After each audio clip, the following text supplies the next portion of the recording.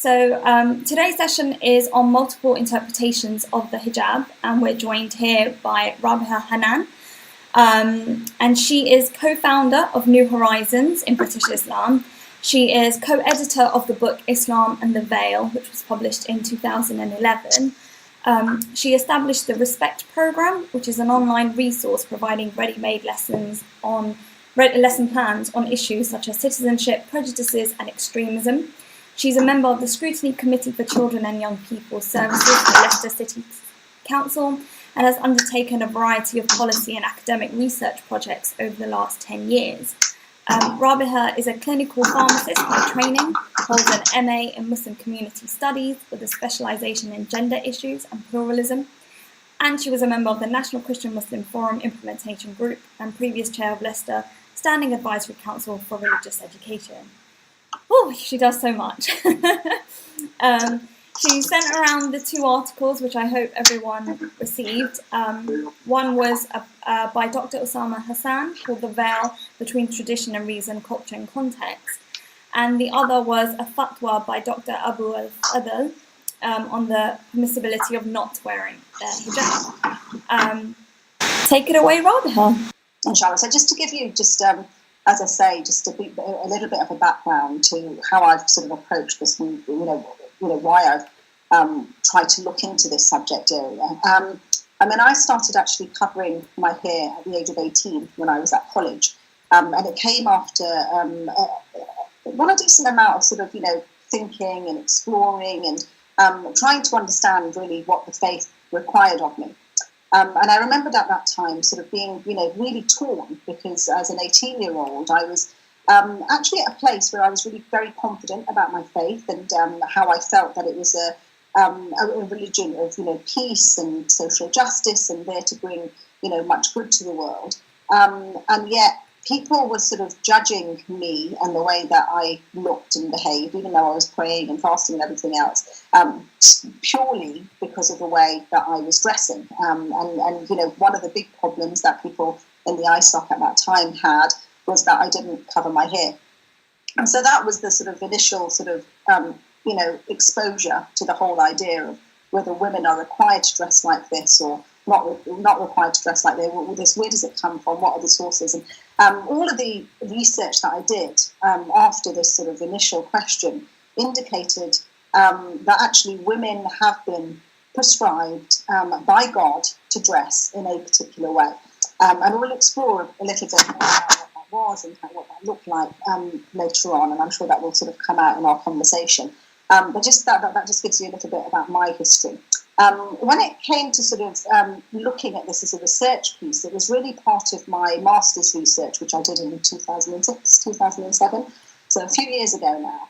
And I'd actually dug that up after many, many years today. And I was looking at the sort of dedication that we sort of right at the beginning.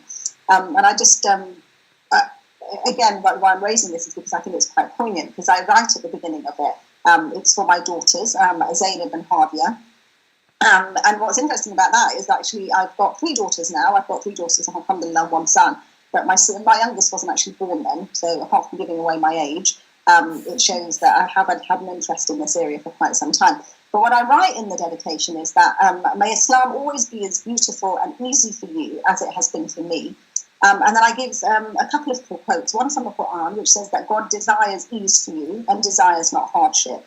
And then the second is that this way of life, this is the saying of the Prophet, peace be upon him, that this way of life is easy. Make it easy, don't make it difficult. Give people glad tidings and do not push them away. And then I think I sort of end that dedication bit with this idea that may Islam always be as easy for you as it has been for me. And I think probably my thinking, because the kids would have been fairly young at that stage, in the sort of toddler stage, I think. And I think my sort of understanding at that time was probably in a place where I don't know where my young girls are going to go with the whole idea of how they feel they need to fit in with society, how they want to sort of practice their faith.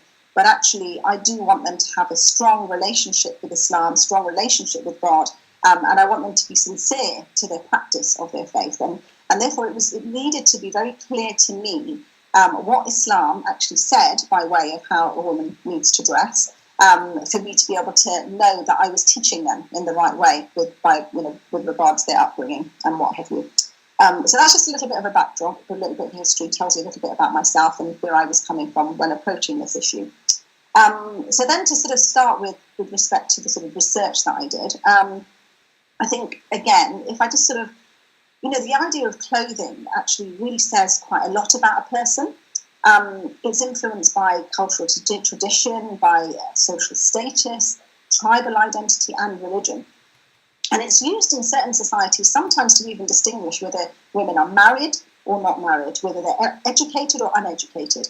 But what was interesting about the practice of the dress in this country was that it became an expression of one's faith, and even a measure of a person's ability to practice that. There's a verse in the Quran which says that, "O children of Adam, verily we have bestowed on you clothing to cover your shame, as well as to be an adornment to you."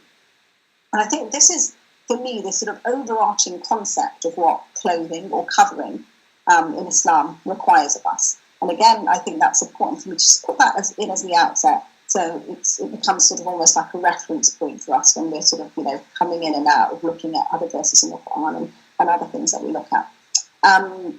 This is the point I bring in this sort of book that after the master's thesis, I compiled with a fellow colleague, Theodore Gabriel.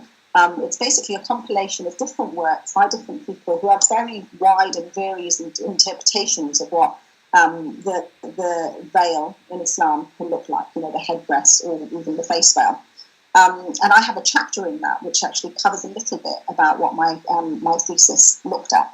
I'm going to just give you the opening of the sort of chapter that I've put there, because then that again sort of sets the scene with respect to what sort of questions I felt that I needed to ask and which took me to this process of research. So how I sort of began was this idea that the wearing of the head cover and the face veil is often sort of almost seen as a prerequisite to how good a practicing Muslim you are. And Dr. Amina Wadood, in her book, describes it as the sort of perceived sixth pillar of Islam, because so much importance is given to it that without it, a woman isn't really considered to be pious.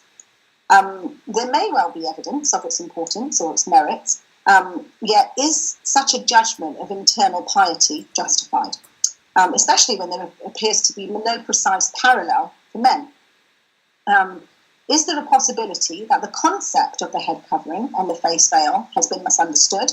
And could it be that the Islamic texts say less than we have actually read into them with respect to the head covering and the face veil?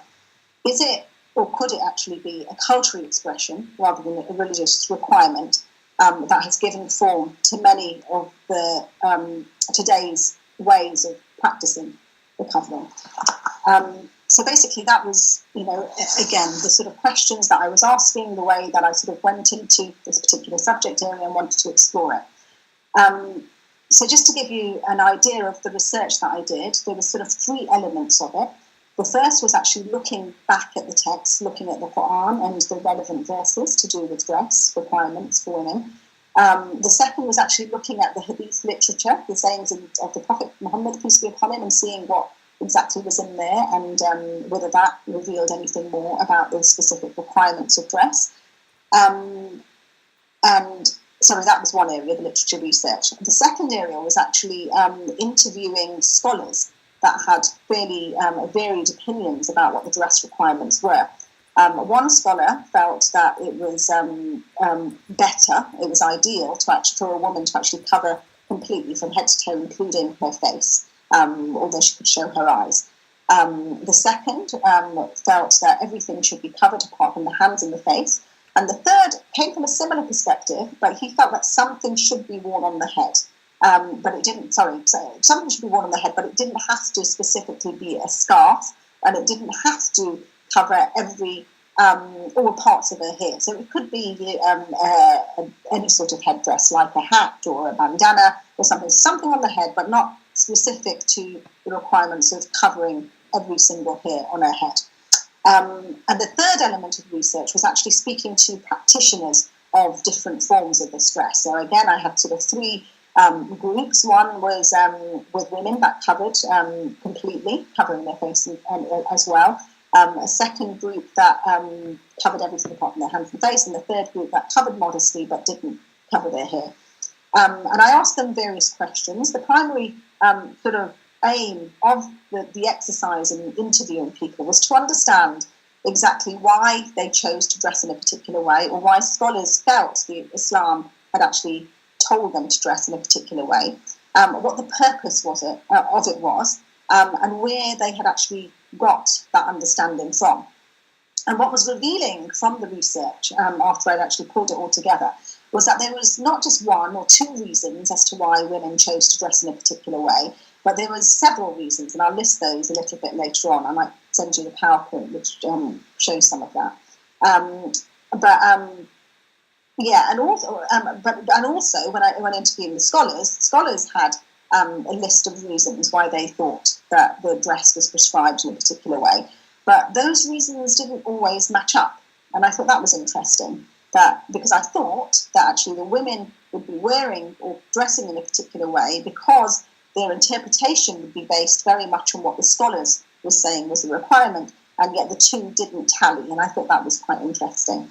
The other area that I thought raised lots of questions was actually looking at the specifics of the text, finding that the hadith themselves actually had very little to actually say about this area, and the Quranic words themselves actually didn't specify in the way that I had presumed they would specify, because so much discussion and debate and work had actually been written by ordinary people about this area, that there had to be some very clear injunction from these texts to sort of endorse it.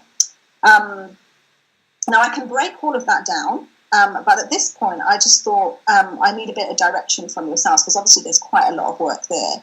I would be quite interested in the discrepancies you found between, what the women that were wearing the hijab, why they were wearing it, and what the scholars, you said there was a discrepancy there.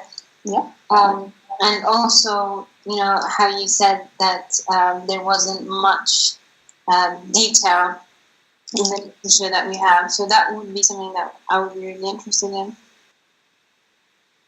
Okay, brilliant. So I'll start with those two. And as I say, this is meant to be an interactive session. So if anyone wants to sort of, chip in at any point or sort of ask a question as I'm going through it, that's absolutely fine, inshallah. Starting then with the discrepancies. So if I actually list, I'm just going to pull up my PowerPoint that I have. So some of the reasons that were given for covering ranged from seeing it as an act of worship, so doing it because they believe that God has prescribed it, to wearing it as a means of protection, because, from molestation, but we'll talk about that in a little bit, as a means of identity, for modesty, to cover beauty, attractiveness, and to signify status. Okay, so those are the sort of 7 broad themes. But what was interesting was the scholars, actually let's start with the women. The women themselves, particularly the 2 groups which had chosen to actually take on a form of head cover or face veil,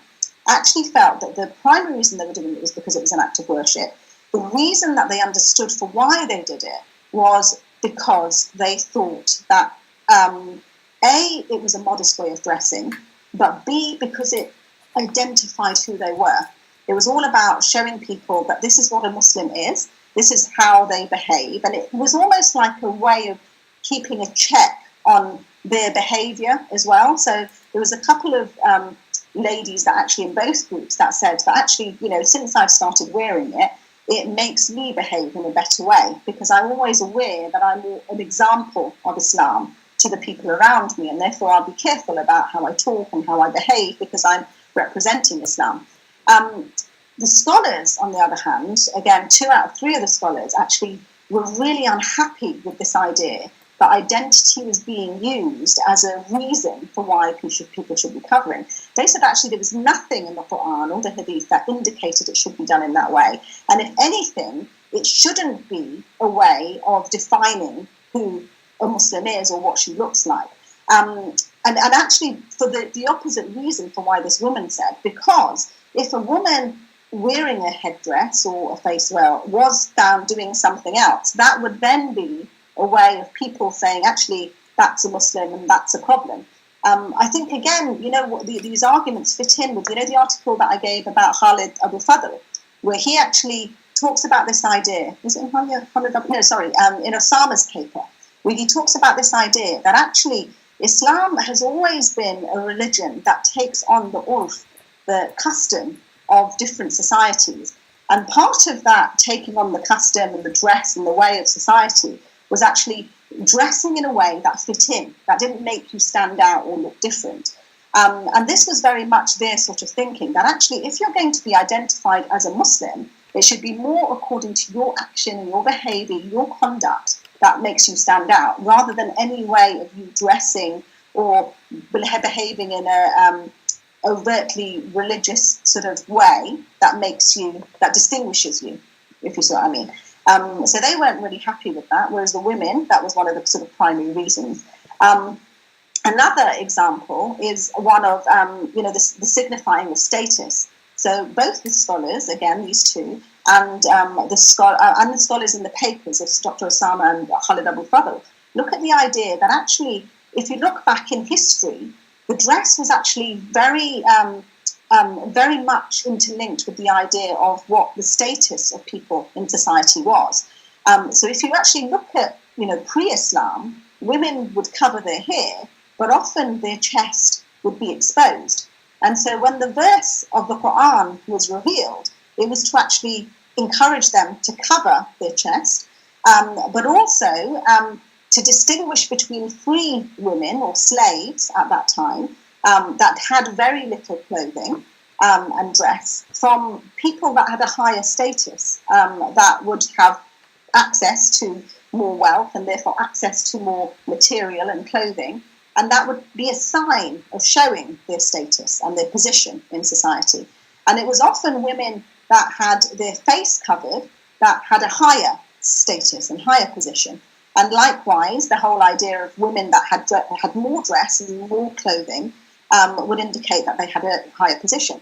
So when Islam comes and the Quranic verse in Surah Al-Ahzab comes down, and in Surah Al-Nur, the specifics of actually take your khimar and cover your chest comes down, it's actually about, I'm trying to think of the point that I'm making. I am talking about Surah Al-Ahzab, but it talks about the idea of actually taking your cloth and wearing it long. That's the sort of definition, that's the way that it's translated, yeah. So wearing it long. Some people say wrap it round you more effectively. That's the sort of common translation, but I've understood that the better translation is actually wear it long over yourself, is to indicate to people that you're not like those free women, you're not like the slaves. It shows very clearly to people that you're not available for people to have sort of, sexual relations with.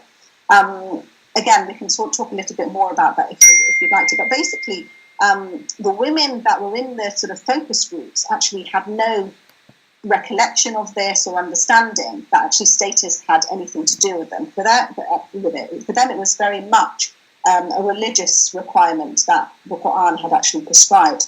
So that's just two examples. There are others there. I don't know if anyone wants to ask any questions about that before I move on to Sajda's second question. Could you expand on the molestation aspect? Not just as a safety or security mechanism in societies at that time, but how is that translated to our time and place today? Because that seems to be quite an oft-repeated reason or sort of wisdom behind head coverings and face coverings. Yeah. Okay. Yeah. Absolutely.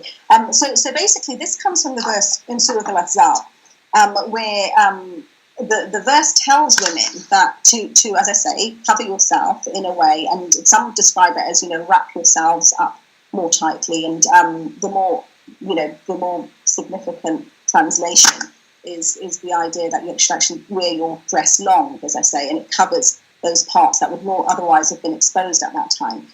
Comes from the idea that you should protect yourself and therefore you should not be molested. Yeah, so we're talking about Surah Al-Ahzab, and we're talking about the idea that it actually was revealed at a time in Medina where it was well known that there were people that would deliberately try and abuse women when they were going out in public. So they would use them as a means of just having open sort of sexual relations or just sort of feeling that they have the right to abuse them.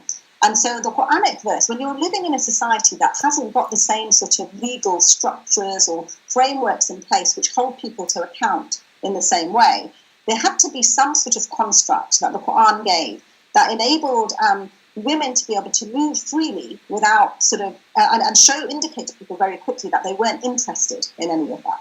And so the revelation comes, and this is what the historians have looked at and the scholars have looked at. So there's little debate about when this was revealed. The revelation sort of comes saying to the women, as a means of protecting yourself from molestation, from being abused, dress in a way that will clearly indicate to people that you're not interested. So this was done by Muslim women at that time. There's a debate around whether that endorsement was for all Muslim women, whether they were slaves or whether they were, free women, or whether it was specifically for women who were free. But it showed that they were believing women, and therefore they weren't up for that. But that's a sort of separate old scholarly debate. We're now in a place, obviously, where the vast majority, at least, of people around the world believe that, we've moved away from slavery. Slavery isn't something that any of us would endorse, and we believe that Islam actually moved us in that direction to eradicate this sort of thing. So the principle would apply to all women. If you're in a place where you feel that you are at risk or unsafe, then actually, you should either wear it or, which is what Khalid Abu Fadl and both Dr. Osama sort of open up. And both these scholars, again, that I spoke to, open up this idea that actually does the maqasid, the sort of higher principles of Sharia kick in, which talk about the sanctity of life. So what they all explained to me was that there was a mechanism of safety that Islam prescribes that says that actually the sanctity of life comes before anything else. And therefore, if you feel unsafe and if you feel that your life is at threat or you're in danger, then actually you can do something even if you believe that it is prescribed in Islam for you to behave in a particular way. Rabiha, can I just interrupt there, because Sana had a question.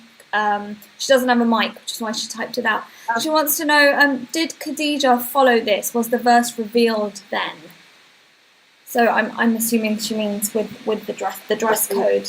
Was that something that Khadija followed, and was that when the verse was revealed? So we would presume that this happened. So Khadija radiallahu anha actually died. She died before the Prophet, peace be upon him, went to Medina. And this particular revelation, as far as I understand, actually came in Medina itself. So it would have been a different time.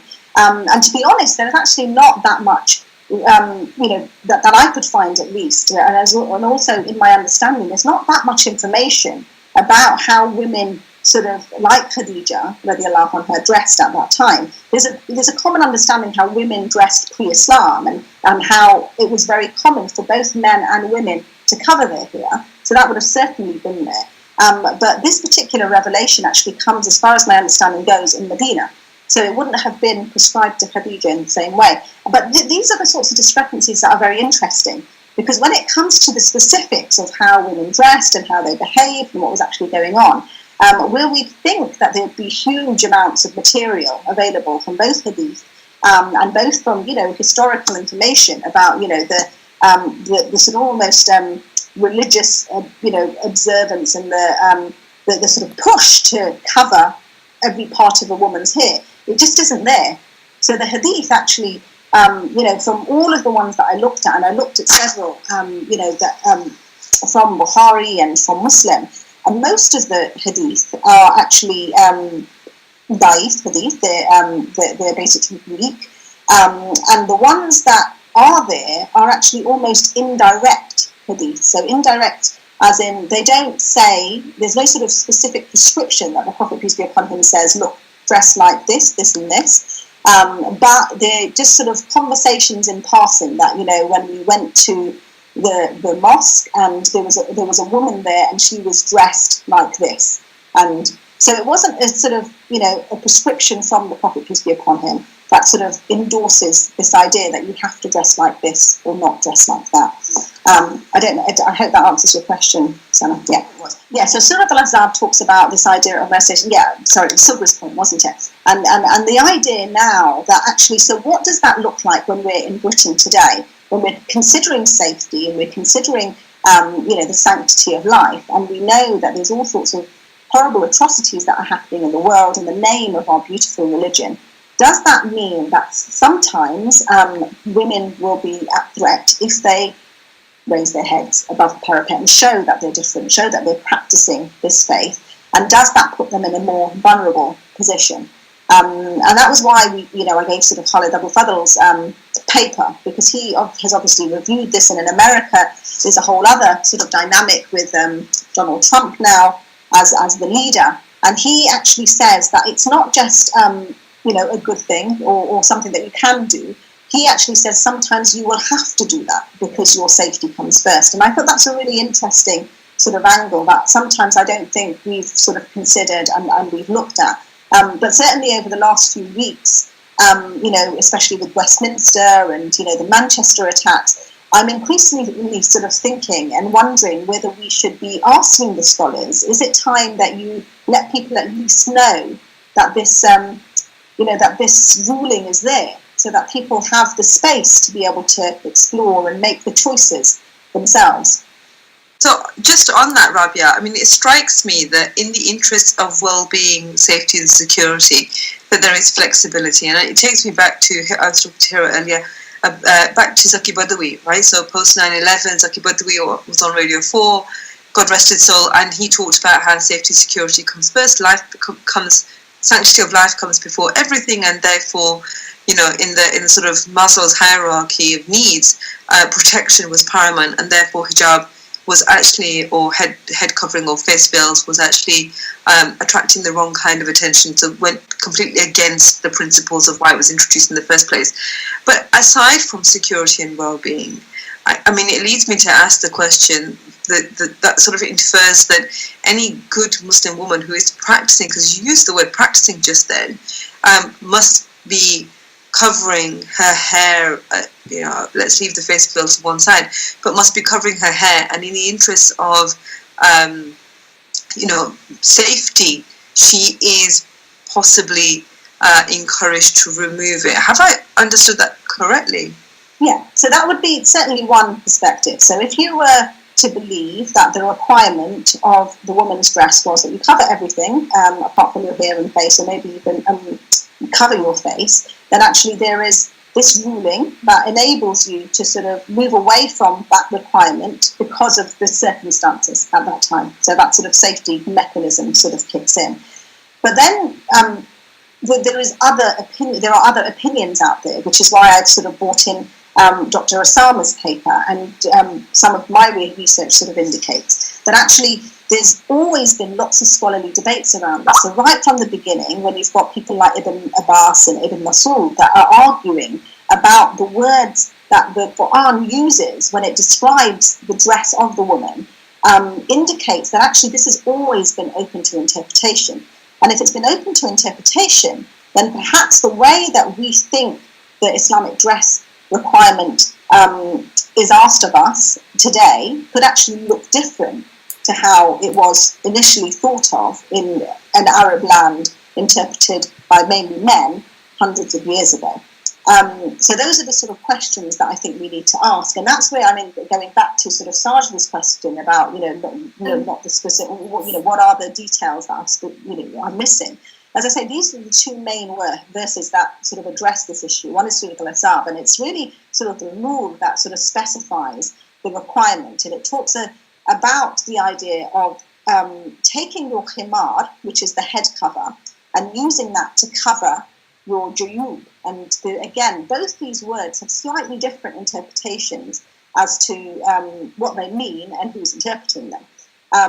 The word hijab itself, I think, is a good point to bring that in. The word hijab itself is also used several times in the Quran.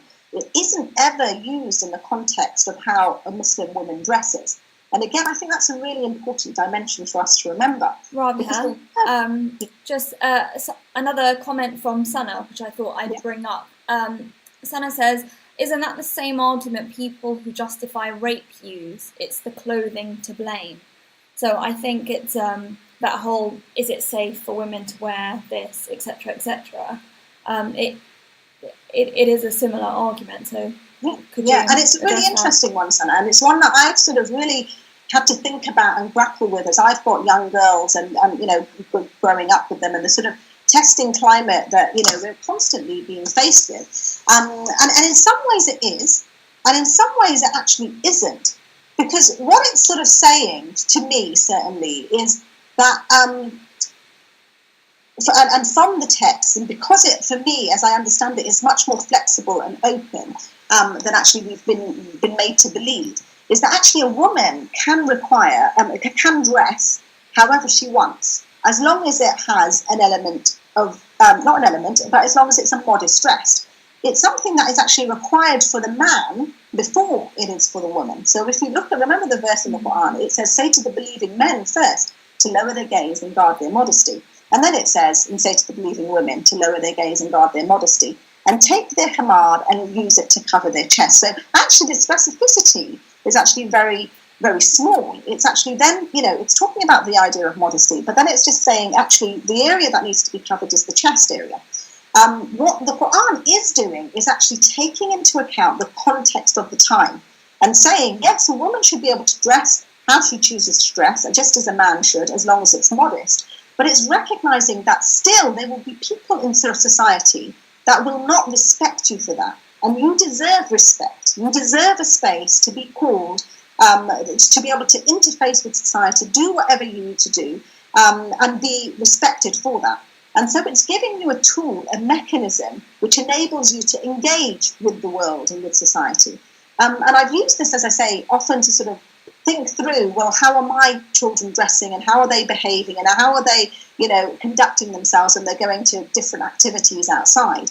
And on the one hand, I want them to be confident and able to be able to understand their faith and apply the perception of what modesty is in the world that they're living in and choose to dress as they understand it. But at the same time, I want them to be safe if they're coming home, maybe, late in the evening on train. I don't want them to be able to, to be at risk of someone abusing their rights. And therefore, I will take precautions to make sure that they are dressed in a way that other people cannot say that actually, or not say, but just use it as a way to manipulate that situation.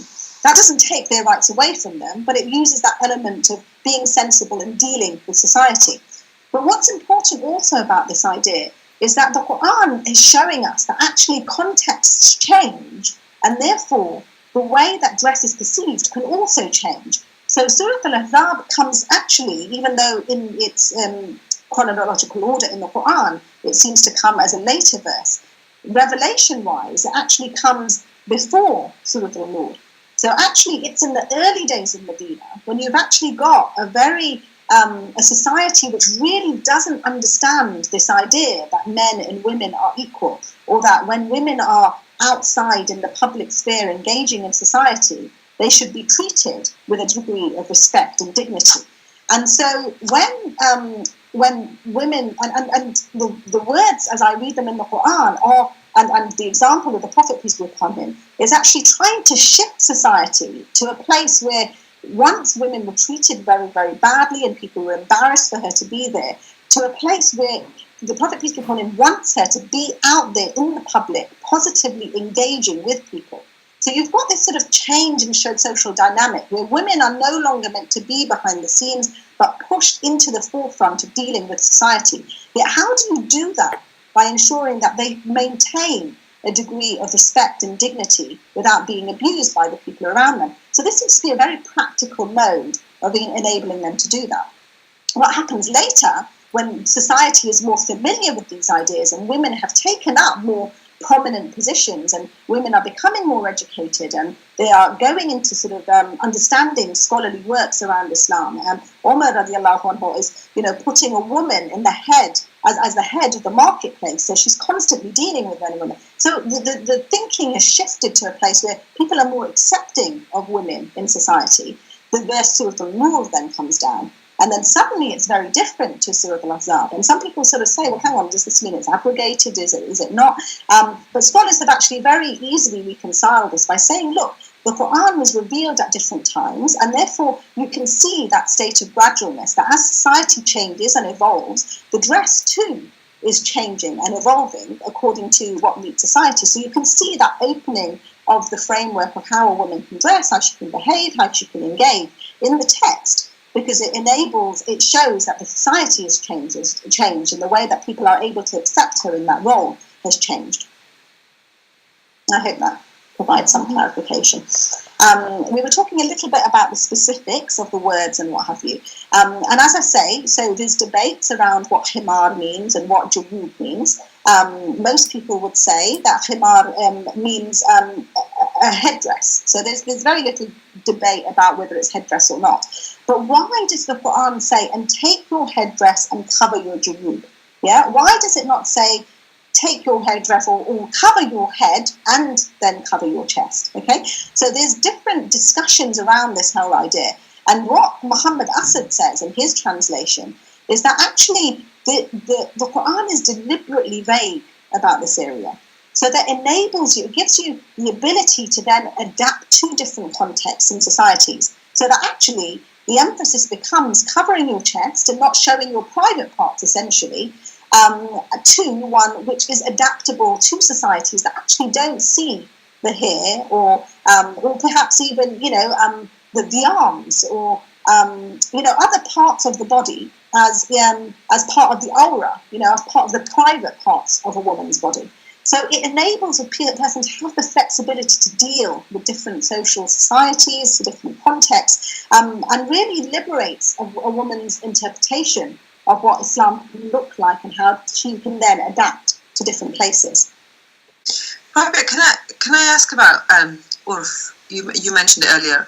So for me, I mean, this is my own personal opinion. It feels as though instead of taking on the customs of the land, of our nation, we've with the introduction and now sort of widespread use of head coverings and to a small degree face veils, we've actually changed the culture of our land, where now I feel like sometimes we're in a position where, whether it's interfaith work or other sort of, intra-faith within Muslim communities, and religious leaders and scholars and activists look for, let's say, for example, speakers on particular subjects.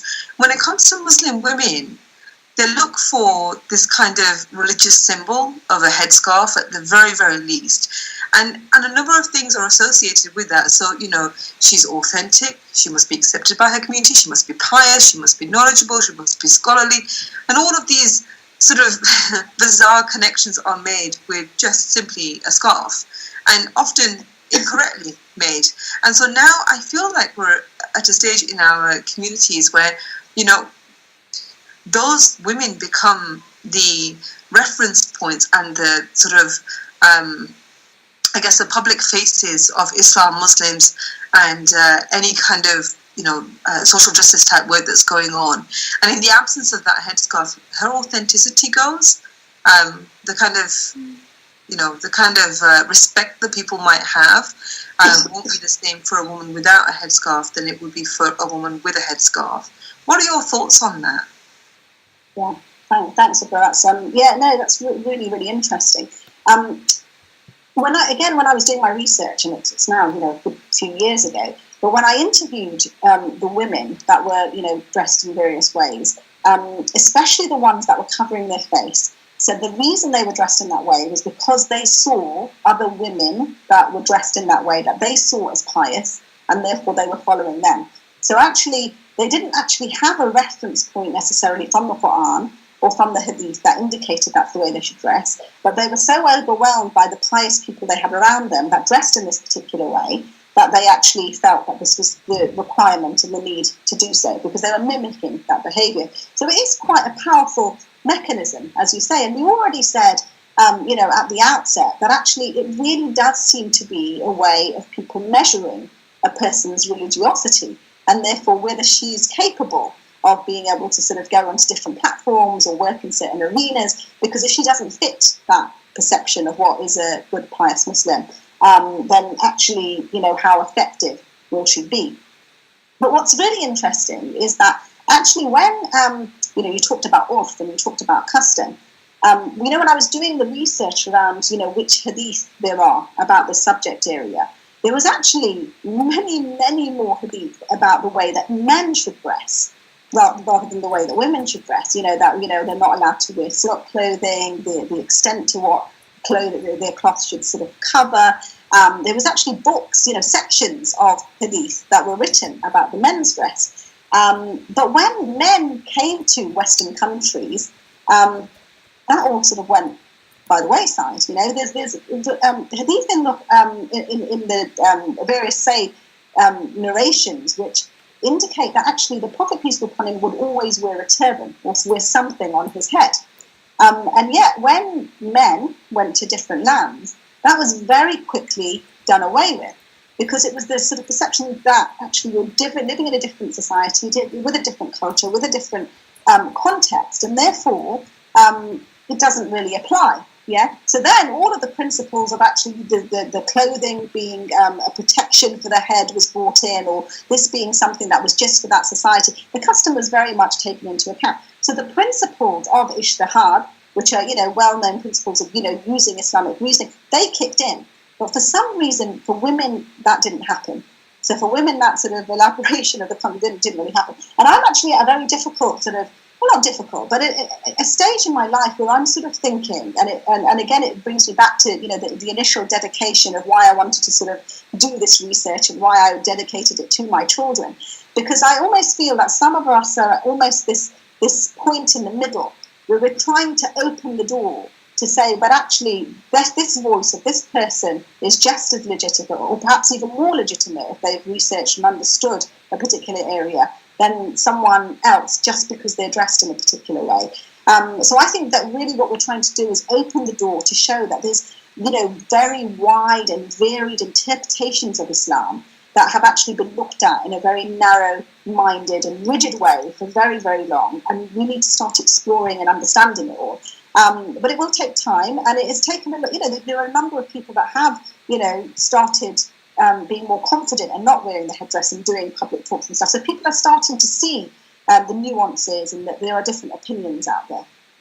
I think for me, as someone who obviously doesn't wear a headscarf, I do get a bit frustrated, especially in Muslim settings, where, like people have mentioned, because I don't wear a headscarf, it's often, I don't think I'm considered to be as authoritative, or my opinion isn't as valid as someone who does wear a headscarf. But then at the same time, I recognise that in wider British society, there is a lot of misunderstandings about Islam and Muslims and women being repressed. And there's a whole sort of narrative now that women have, that they're reclaiming their sexuality and their sense of self by wearing the headscarf.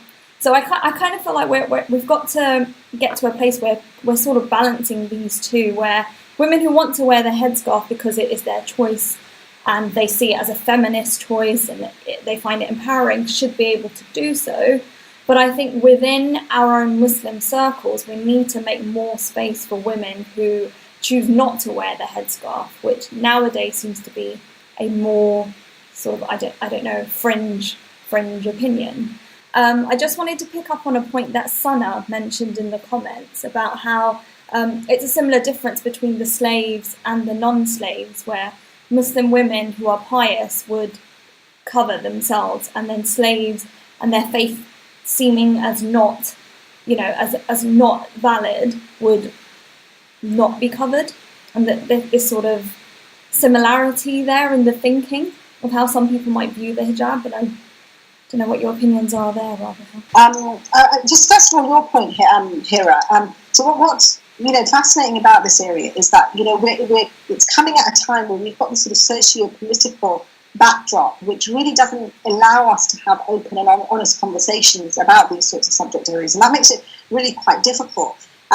Because as you say, part of what the work that I'm trying to do is sort of show that there's a wide range of opinions. So it's certainly not to say that, this is my understanding and this is how now everyone should have to dress. What it's saying is that actually all of this is open to people's interpretation, and therefore some people can interpret it in a way that I have just explained, but other people will interpret it that actually, that she does have to cover her hair, or she doesn't have to cover other parts of her body, and that's perfectly acceptable. But what we need to be in a place where we can actually openly sort of share and understand these ideas without being judged that actually this person is almost a sellout or an apologist, or sort of trying to make excuses for the practice of Islam, which is how we've almost made the discussion a little bit toxic.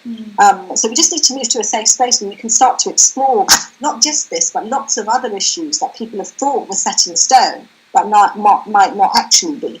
And I think what that does is it actually helps us to be able to get a stronger and more confident interpretation of what a British Islam can look like, rather than something that we're really not sure of, and we're having to sort of almost live a dual life where we're sometimes British and sometimes Muslim. If we want to be a confident sort of personality that embraces both those aspects of our personality, then we need to start to engage with these sorts of topics in a very open and honest way that enables us to move forward more confidently.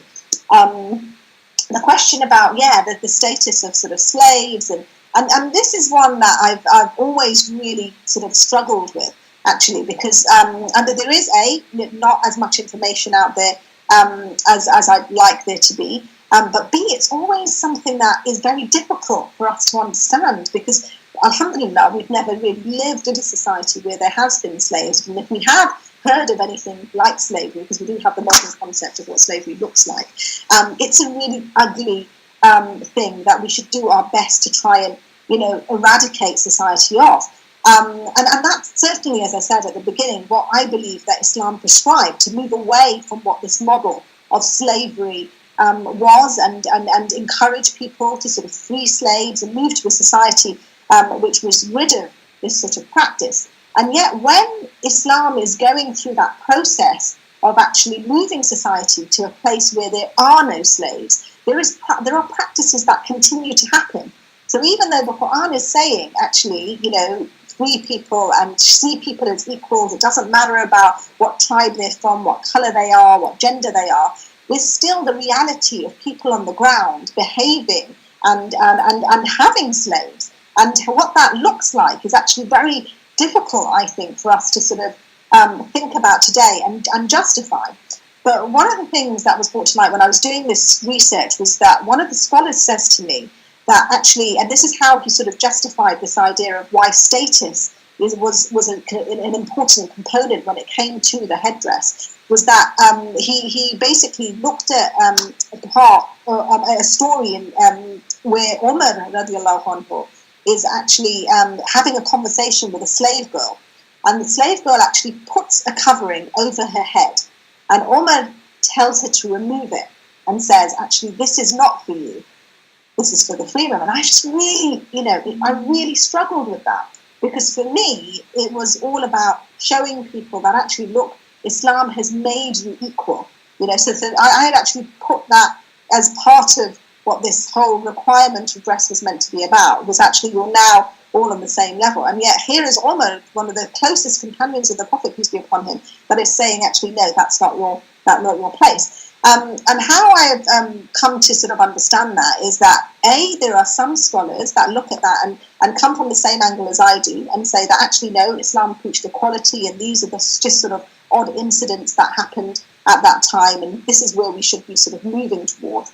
But B, that actually the Quran came, and this is sometimes that we something that we often forget, that actually we sometimes romanticize about this period of what Islam would have looked like at the time of the Prophet, peace be upon him. That, men and women would have been dressed in a particular way. They almost have very segregated lives and very little interaction, and everything sort of ran like clockwork was sort of amazing. It is actually much more complicated than that. And it shows a way of life where people are undergoing a transition from a way of jahiliyyah, of ignorance, where people treat people very, very badly just because they are in their minds of a lower class, a different colour, a different way of practicing, sexuality or whatever it is. They treat people very badly. And what Islam is doing is gradually trying to create a movement of change And we see this through the verses of, alcohol. So when the Quran initially comes down, it says, alcohol is not good for you. And then it sort of says, stay away from alcohol when you're praying. And then it eventually explains that, actually do not drink alcohol. There may be something good in it, but what is bad in it outweighs what is good. But it has to gradually move people after a period of years from one place to another, because it takes into account the reality that human beings won't change overnight. Because there's never been a religion that says, look, just do this because I say do it now, because it would never have worked. It was a movement that was meant to have changed and pulled people in a certain direction. And I believe in the 23 years of the life of the Prophet, peace be upon him, he began to do that, and people started to change. He had an ideal, and the Quran and God have an ideal, but we're almost pulled in the direction of that. But we need to continue to do that. So in many ways, it continues to evolve and deal with the new narratives of the world, the science and technology that the world is constantly coming across, and therefore the Islam that we have today needs to take on the differences of societies, a non-patriarchal setup, a world that is much more conscious of what equality means, and therefore their understanding of Islam should be different perhaps than it was hundreds of years ago. Well, thank you very much, Rabiha. So we have been going for an hour now, so I think I'll call time, unless anyone has one final question before I call time. No? Thank you very much. No, thank you. Thank you very much. Before I let everyone go, as usual, got to let you know about the next one. And this time round, it's going to be 26th of July with Shannon Shah, and we're going to be looking at sexual diversity and the Ummah. So it should be a good one. So it'd be good to see everyone there.